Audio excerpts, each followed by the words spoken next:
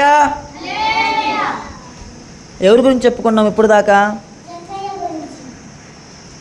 జక్కయ్య ఊరు పేరేంటి? ఎరుకోపట్నం. ఎరుకోపట్నంలో జక్కయ్య చేసే వృత్తి ఏం పని చేస్తాడు? పన్ను స్వీకరించడం. గుడ్. జక్కయ్య మంచోడా చెడ్డోడా?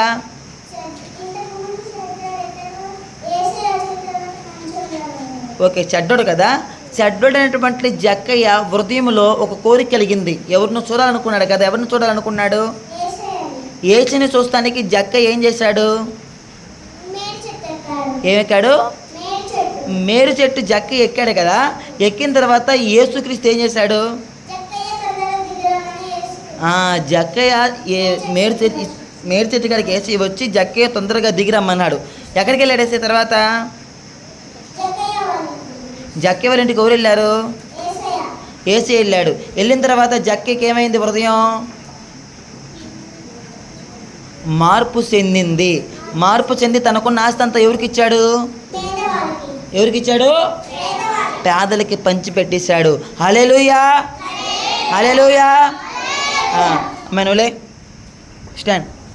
అమ్మాయికి కంఠస్థ వాక్యం చెప్పు.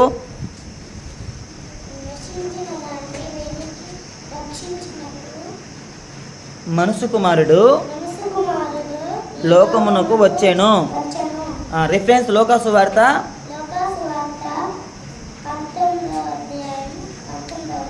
10వ వచనం. క్లాస్ కొట్టండి. Big clap. కూర్చో. హల్లెలూయా.